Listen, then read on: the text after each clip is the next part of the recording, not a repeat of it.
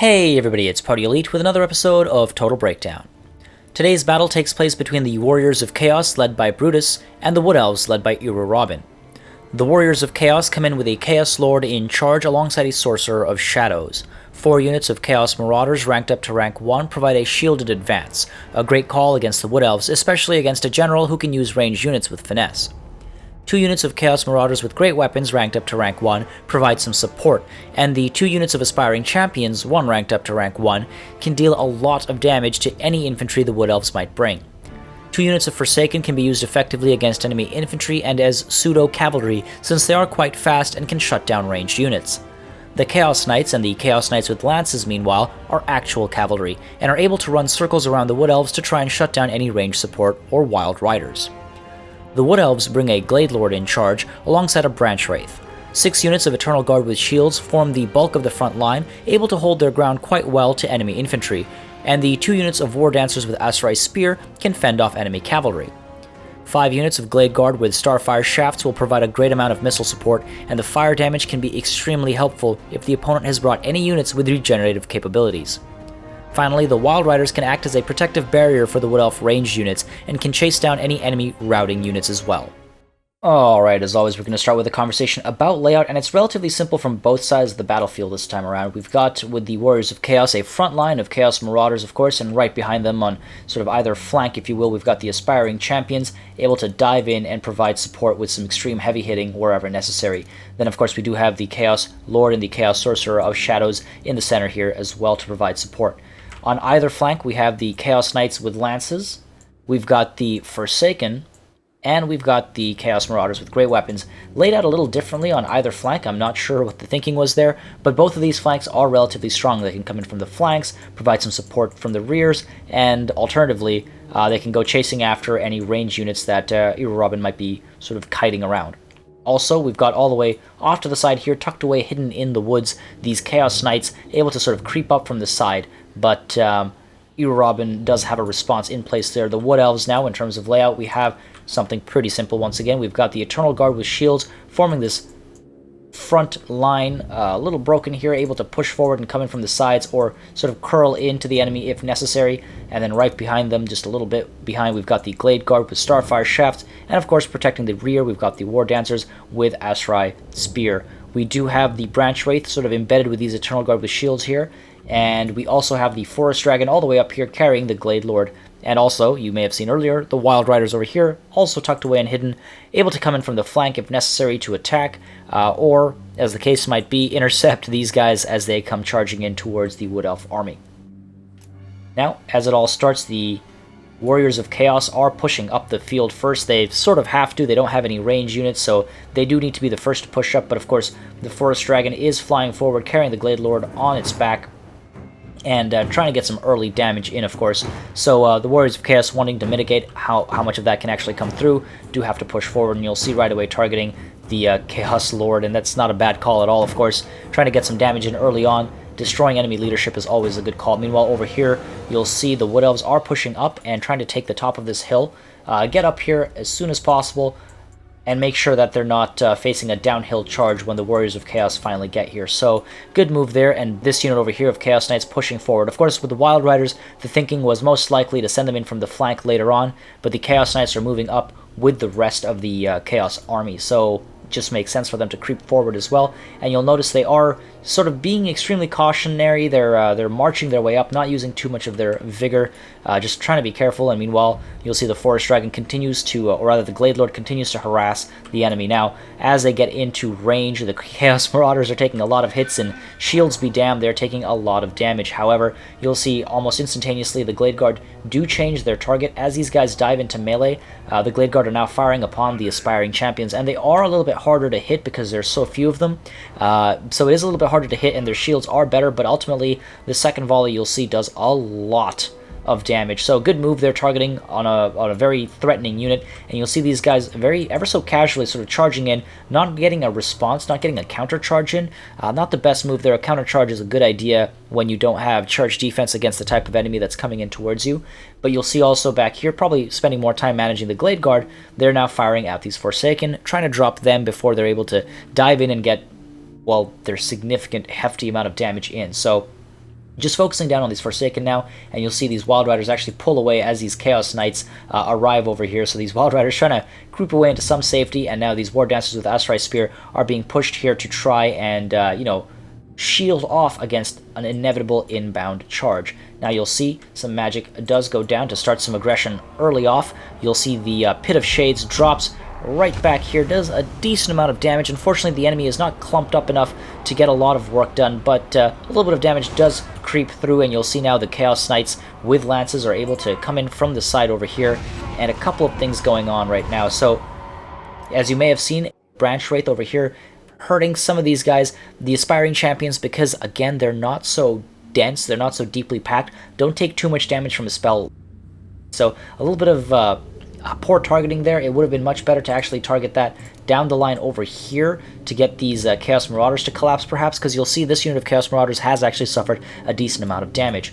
Meanwhile, these Chaos Knights now joining up with their brethren up here, they're able to sort of push in together, and you'll see they do exactly that. These War Dancers are trying to respond. They dive into these Chaos Knights with lances, but these Chaos Knights are able to just sort of push around to the side. They hit these Eternal Guard, and meanwhile these Chaos Knights over here sort of running away as these Wild Riders are giving chase. Meanwhile, these Chaos Knights are going to push through the front line as these Forsaken try to pull around the side, and you'll see over here as the Eternal Guard are taken care of and they're pulling back, there's a massive gap here for these Chaos Knights to push through, and they do just that. So as they push through, you'll notice the Chaos Knights over here as well push through, and that shuts down the ranged support. The Prey of Anathrema does go down on this unit of Chaos Knights, but not before they're able to engage this unit of Glade Guard as well as this unit of Glade Guard over here. And of course, these Chaos Knights, as you saw earlier, punching right through, preventing these guys from opening fire. So great move there, making sure that these guys just can't shoot, and that's the end of the ranged support.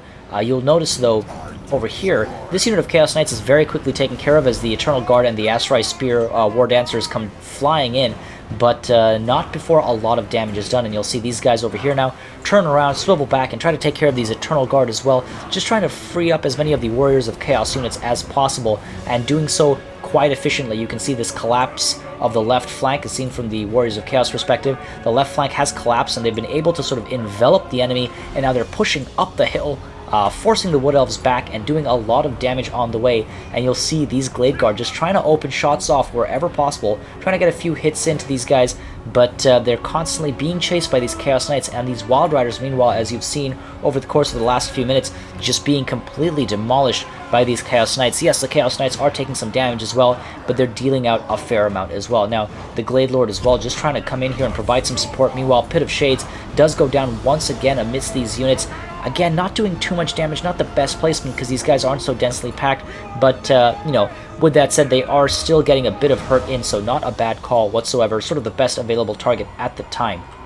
You'll notice, though, these Glade Guard continue to be completely unable to open shots off. Every once in a while, they'll get a few shots in. You'll see these Glade Guard as well getting a few shots in every once in a while, but otherwise being chased down by Chaos Knights or by some of these Aspiring Champions or these Chaos Marauders, so very good pressure here being applied by the Warriors of Chaos. These guys, these Glade Guard in the trees here, now just being chased down by the Chaos Lord as well, not able to get those shots off, and you will see these guys are all sort of pulling back as well. You'll see this unit of Chaos Marauders now trying to shut down this unit of Glade Guard with Starfire Shafts, just making sure that range support is completely taken care of, and that's a great move. You don't want to leave them alive, you don't want them free and willing to come back into the fight so that they can later open fire and cause morale damage, etc. But it's really quite clear to see that the Warriors of Chaos are, well, they're doing a lot of work. This unit of Glade Guard now routing as well. This unit of Glade Guard still routing. These guys are on their way out, not able to turn around and open fire. And of course,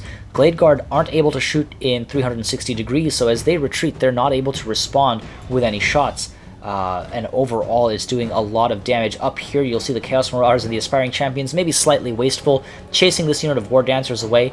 It would have been a good idea to keep the War Dancers chased out by the Chaos Marauders, but bring these Aspiring Champions back down here where they're more necessary. You know, maybe try and help and take care of these Eternal Guard, because they are, at the moment, they're sort of more of a threat than those War Dancers up there. You'll notice this unit of Glade Guard opening shots off at these Chaos Marauders as they're chasing these Glade Guards, just trying to keep them alive, just trying to drop these Chaos Marauders before they get in. But the Marauders are confident, they're having a great time, they're enjoying this chase. Some of them maybe are enjoying being shot down even, who knows. But these Eternal Guard trying to shut that down, just unable to catch up, unfortunately. Meanwhile, over here you'll see the Chaos Knights causing a couple of shatters, Chaos Lord as well, just bringing some of these units to a shatter, making sure they're definitely not coming back. And you'll see finally over here the Glade Guard do get caught, they do get destroyed, completely shattered, and the Chaos Marauders, now it's their turn to get a little scared now that the Eternal Guard are able to close the gap. A couple of shots coming in as well, and you'll notice these Chaos Marauders just kind of crept by these Glade Guard and kept giving chase to these guys.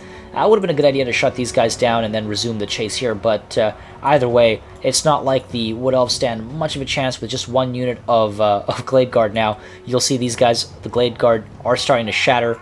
These guys have already been taken care of. This flank, if you will, has largely been taken care of. The battlefield more or less belongs to the Warriors of Chaos. We've got another shatter going on down there, and you'll see here the Enfeebling Foe, sort of a pointless cast there onto the Branch Wraith. No real need to do that, so some waste of Winds of Magic, but I'm guessing right now just sort of looking for targets to drop them on. The Glade Lord is a great target for the Enfeebling Foe, just to reduce the amount of damage output done. But at this time, it's pretty clear to see that the Warriors of Chaos have the upper hand, so IruRobin probably trying to figure out where it all went wrong and how to bring it all back together. Not able to reform, not able to bring the units together, trying to take some cover here within the woods, but completely unnecessary because everything that's coming in is infantry, so they will be able to take care of the Eternal Guard quite readily. As you can see, these guys are on their way out, even when they're willing to fight, quickly shattering, full shatter, and the Warriors of Chaos take the day. They turned that battle instantly. The moment they were able to punch through and engage all of the range units, that was the end of the battle for the Wood Elves. With the rage support taken care of, the Wood Elves began to crumble and rout in all directions almost instantaneously, and then it was just a matter of persistence, making sure that the Warriors of Chaos didn't give up on the chase. Great use of cavalry there to outmaneuver the Wood Elves and take the day. As always, guys, make sure you subscribe to this channel for more Total War content and keep sending in those battle replays. I think it is a great way to learn, and it's always nice to see some great battles from the community. Thank you guys very much for watching, and I'll see you on the battlefield.